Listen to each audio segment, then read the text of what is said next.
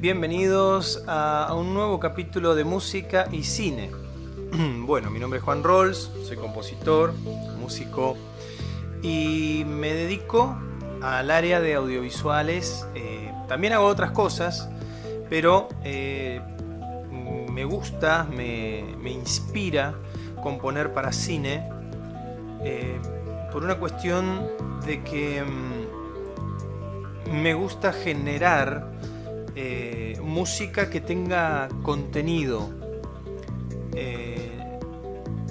que se entienda cuando digo contenido, que tenga relevancia, que tenga contexto, que tenga trasfondo, pero sobre todo que tenga emoción, que tenga esa conductividad emocional. Por eso es que amo esto, me dedico a esto. Y bueno, en el capítulo de hoy vamos a estar viendo la tercera parte y final de esto que yo llamé la serie Cómo se compone para cine, cómo componer música para cine. Y la verdad es que es un trabajo bastante especial, vamos a decir. Vamos a recordar un poco lo que fuimos viendo en esta serie de 3 capítulos, incluyendo el de hoy, ¿no? Bueno, en el primer capítulo vimos ¿por qué la necesidad de la música de cine? ¿Por qué hay música en el cine? Vimos también la necesidad de un compositor, en qué momento aparece este compositor, en qué momento del proceso aparece este compositor, cuáles son las funciones que tiene este compositor, con qué elementos se relaciona con el director, con la producción, etc. Y luego vimos lo de los cues, ¿no? Los cues eran estos pedacitos de música que nosotros ubicamos en la película, que está separado por silencios. Esto era, en resumen, el primer capítulo. El segundo fue la identidad musical de la música de cine, que tiene que tener 2 elementos, intención y dinámica. La intención es cuánto misterio tiene la música, cuán escondida está, cuánto revela o no revela la evidencia de lo que está ocurriendo en pantalla. Y nuevamente la dinámica era la fluctuación entre tensión y reposo, ¿no? Sabemos que hay reposo cuando no pasa nada en una película, y cuando me refiero a que no pasa nada que nos pueda parecer importante, ¿no? Entonces ahí hay reposo, y cuando hay tensión sucede algo que rompe ese reposo, y ahí es donde está, vamos a decir, lo rico de la música de cine, porque ahí es donde realmente surge. Bueno, el tercer capítulo, el de hoy, va a ser hincapié un poco más técnico en por dónde empieza un compositor a componer, ¿no? Porque el compositor le pasan el material, el compositor lo empieza a mirar. Bueno, ¿dónde empiezo a componer? Bueno, vamos a ver. Tenemos 2 caminos.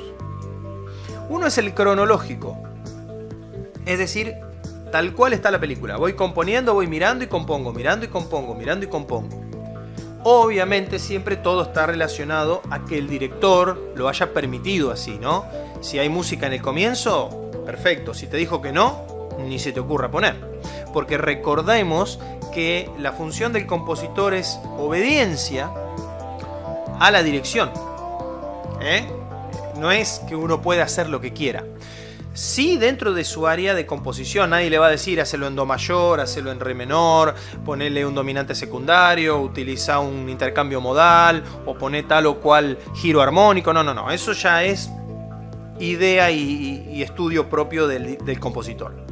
Pero sí, el director te va a decir, mira, acá quiero drama, acá quiero misterio, acá quiero miedo, acá quiero amor, acá quiero, etc. Y ese es el trabajo del compositor, de tener que traducir todas esas palabras en música. Muy bien, pero pensemos lo que estábamos diciendo recién. ¿Por dónde empiezo? Bueno, si lo hacemos cronológicamente, tenemos algunos pros y algunas contras, como todo en la vida. Yo después voy a revelar cuál es mi sistema. Cronológicamente uno tiene la tranquilidad de que no se adelanta a nada. O sea, lo voy viendo cronológicamente. Según suceden los hechos, según suceden los factos, yo me voy metiendo en la historia, como quien va leyendo un libro. Uno no se puede ir adelantando en un libro, a ver cómo... No, porque estás matando la narrativa. Bueno, esto es lo mismo. No podés adelantarte, como en la vida misma, a los acontecimientos. Van ocurriendo como van ocurriendo. Eso es positivo. O lo vamos a poner como positivo. Después vamos a ver si es positivo en realidad. Otro elemento que también podemos tomar como positivo es el orden, el organizamiento mental del compositor. Es decir, minuto 1, minuto 2, minuto 3, minuto 4, minuto 5. Perfecto, está todo organizado según lo que estamos viendo. Puede ser positivo, lo ponemos como positivo. ¿Qué es lo negativo?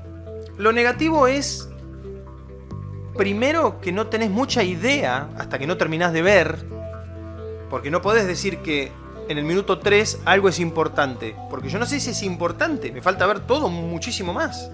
Entonces, para jerarquizar la música de cine, uno tiene que tener cuidado con los elementos que creen que son importantes, ¿no? Porque por ahí nos pasa algo en el minuto 15 y decís, uy, esto está buenísimo. Sí, está buenísimo, pero fíjate lo que pasa en el minuto 35 o en el minuto 50. Entonces, ¿qué es lo más importante? ¿Se entiende a dónde apunto? Y ahí es donde empieza la cuestión. Si lo querés resolver por la parte técnica, puede ser que sea más organizado en tu cabeza, puede ser que sea más organizado visualmente, pero si lo querés resolver por la parte narrativa, yo diría que no es lo mejor. Y es ahí donde está la segunda opción. Se empieza a componer por lo más importante, que es el método que yo aplico. Y lo más importante por ahí está al final, por ahí está en el medio, por ahí está al principio. Pero nosotros nos dejamos llevar por la historia, y no es que el reloj nos domina la historia. Si lo más importante aparece en el minuto 50 será lo más importante. Y ese cue será central. Cue, acuérdense que eran los pedacitos de música, ¿sí? Separados por silencios en una película. Ese cue será el central. Entonces, si yo tengo en el minuto 50 un cue central, yo tengo que ver después cómo se relaciona eso con todo lo anterior. Y con todo lo posterior y hasta el final. Es como que yo decido qué es lo que manda. Yo como compositor digo, ajá, esto es importante, esto manda, esto lo tomo como referencia. Y luego, en base a esa referencia, yo ya puedo ampliar el espectro musical, sonoro de la película y decir, claro, esto se relaciona con esto con lo otro, esto con lo de más allá, ¿sí? ¿Se acuerdan cuando vimos el ejemplo de Débora, que era una persona no vidente? Que yo había dicho que le íbamos a construir un leitmotiv a ella en el capítulo anterior. O en el primero, ya no recuerdo. ¿Por qué define uno un leitmotiv? Para identificar un personaje. Y en las películas, si el director así lo quiere, por supuesto, es bueno identificar a los personajes mediante leitmotivs, que son pequeñas frases musicales, pequeños motivos musicales que refieren a personajes, a situaciones, a elementos. Ahora, esta manera es más interesante de componer, la segunda. ¿Por qué? Porque si vos construís algo desde lo importante, lo demás se va armando, entre comillas, solo. No es que tampoco todo cae por arte de magia, pero ya teniendo un referente, ya sabés cómo esto se comunica con lo otro, con lo de más allá, y así cada una de las ramas van saliendo, cues centrales, cues secundarios o de mixtura. Entonces, ¿por dónde empieza a componer un compositor? Por donde él elige. ¿Por dónde elijo yo? Por lo más importante. Siempre. Es decir, esto te obliga a mirar la película. Como yo siempre digo, el compositor es el primer espectador de la película, el primero en mirarla y en decir, toda la extensión de la película ya la vi, la puedo ver de nuevo, la puedo ver de nuevo. Yo, por lo general, nunca compongo a mi primera terminada de ver una serie, una película, un cortometraje. Lo miro varias veces. ¿Por qué? No por falta de capacidad ni de entendimiento, no, claramente, pero Porque por ahí a veces descubrís cosas que se te van escapando en la primera. Entonces vas descubriendo elementos, vas relacionando situaciones, vas descubriendo emociones que no lo viste en la primera. Porque en la primera te centraste por ahí en cosas técnicas, en el plano, en la luz, en cuestiones más técnicas. En la segunda quizás ya buscaste más la historia, buscaste más los personajes, la narrativa misma. Y en la tercera fuiste directo al hueso y viste las emociones. Entonces es muy lindo trabajar a conciencia, ¿no? Pensando, bueno, esto que estoy mirando es lo más importante. Lo hablo con el director, me dice sí, correcto, esta es la escena más importante, listo. Entonces, pum, ahí sabemos que ese es el cue central. O un elemento de los cues central. Entonces, fíjense qué interesante que un compositor no puede hacer lo que quiere, como yo siempre digo. Tiene que seguir los lineamientos de la dirección. Pero no solamente eso. Porque uno diría, bueno, está bien, es evidente, es como hacerle caso a tu jefe en el trabajo. Si tu jefe te dice, anda a hacerme tal cosa, vos no te vas a ir para el otro lado. Vos le vas a hacer caso. Desde el punto de vista lógico, desde el punto de vista social y desde el punto de vista ético, moral. Pero hay algo más profundo que eso. ¿Por qué un director elige un compositor? Porque en el fondo le tiene confianza para desarrollar la música que él sabe que no va a poder. Porque si no, lo haría el director y listo.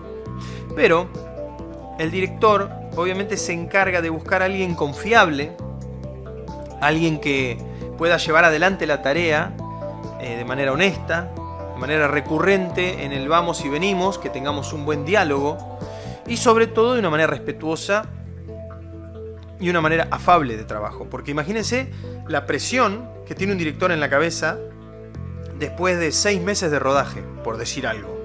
Hay películas que han llevado hasta 2 y 3 años, como El Señor de los Anillos. Ha sido impresionante la producción de esas películas, lo que ha tardado. Pero después cuando uno ve la película, ve el despliegue, ve la fotografía, ve los escenarios, los personajes, la vestimenta, los lugares, y decís, claro, más vale que tardó eso, por supuesto. Pero por ahí en producciones más chicas también se lleva tiempo, porque las condiciones climáticas no fueron las recomendables, porque el equipo no respondió como quería. Me refiero al equipo técnico, ¿no? De personas que trabajan en el audiovisual. Por otro lado, nos encontramos con diferentes situaciones, como por ejemplo, ¿por qué no? El director se enfermó, tuvo fiebre, le agarró una descompostura. Somos humanos, nos puede pasar, se retrasa. Entonces, todas esas cosas hay que tenerlas en cuenta. Entonces, cuando un director, por lo general, no digo que sea la regla única, ¿sí? Pero por lo general, cuando un director llama a un compositor, es cuando ya tiene cerrado, en un 80%, el montaje y edición de las tomas. Entonces, ahí es donde el director le dice, mira, esto va así, esto no se mueve, así que estas son las imágenes finales. Entonces el compositor puede trabajar. ¿Por qué? Porque ahí viene el otro aspecto, que es el técnico. El compositor tiene que trabajar cronometradamente con la imagen. Y esto es lo primero que hay que entender. Componer para música de cine tiene su dificultad, pero ¿qué es lo más difícil? Es sincronizar. Justo lo dije, sincronizar. Así. Es la imagen y la música. Tienen que sincronizar. Y es ahí donde tenemos sincronización dura o sincronización pura, como se le llama, que son los hit points, donde hay algo que ocurre. Un hit es un golpe en inglés, y es donde ocurre algo y muy marcadamente en la imagen se muestra. Entonces la música tiene que reaccionar a eso. Después están los shift points, que son elementos que no son puntuales, pero que son narrativamente importantes, ¿sí? Entonces, imagínense una escena de 2 personas que se acercan para darse un beso. No es como un imán que se pegan los dos y ¡pum! Ahí aparece la música. Sería gracioso pensarlo. Pero una persona que se va acercando a la otra para darse un beso, porque están enamorados, ¿qué significa? Que la música ya empezó a actuar desde el momento en que se empezaron a acercar. ¿Se entiende la sincronización? Ahí no es exacta, no es que ¡tuc! Ahí no, ya arranca desde que se empiezan a acercar. Un ejemplo, les di, podría haberle dado 1000 otros ejemplos. Pero sí es importante entender que la sincronización de la música de cine tiene que estar presente, no puede fallar. Y es ahí donde se ve la calidad, el trabajo, el criterio de un compositor, porque entiende lo importante que es que la música se fusione con la imagen. ¿Me explico? Son conceptos que para los que están queriendo aprender, para los que se están queriendo lanzar a este hermoso mundo de la composición de cine, sobre todo para los que somos de carne y hueso todavía, y todavía la IA no tiene participación, que yo siempre... Esto es para hablarlo en otro video, ¿no? Pero yo creo que la IA no tiene nada que hacer al lado de una persona de carne y hueso. Será muy linda la música, será muy barato para el productor y el director decir, mira, nos ahorramos un compositor y le metemos música de IA, listo. Suerte. A ver si la IA te puede representar alguna emoción. ¿Me explico? Es ahí donde yo creo que los compositores tenemos trabajo de por vida. Porque la emoción nunca la va a poder representar una máquina, un algoritmo. Nunca, jamás. Y por eso yo me río un poco dentro, ¿no?, del contexto, porque digo, son dos cosas totalmente diferentes. Totalmente diferentes. Pero bueno, como dije, lo voy a hablar en otro video. Ahora, continuando con el trabajo del compositor, una vez que tenemos cronometradas y marcamos los points, que pueden ser, dijimos, hit points, shift points, o también están los turning points o pivot points. ¿Qué son? Son puntos, de ahí viene la palabra points, son puntos visuales donde la narrativa cambia.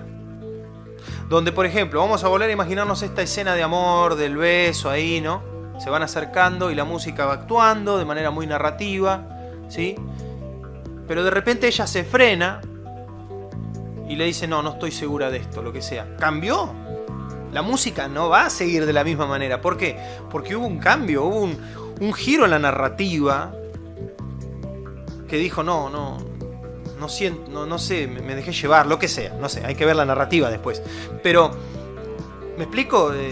Es como que va a haber algo ahí medio incómodo y la música lo tiene que representar. Eso sería un turning point. Turn es cambiar, es girar.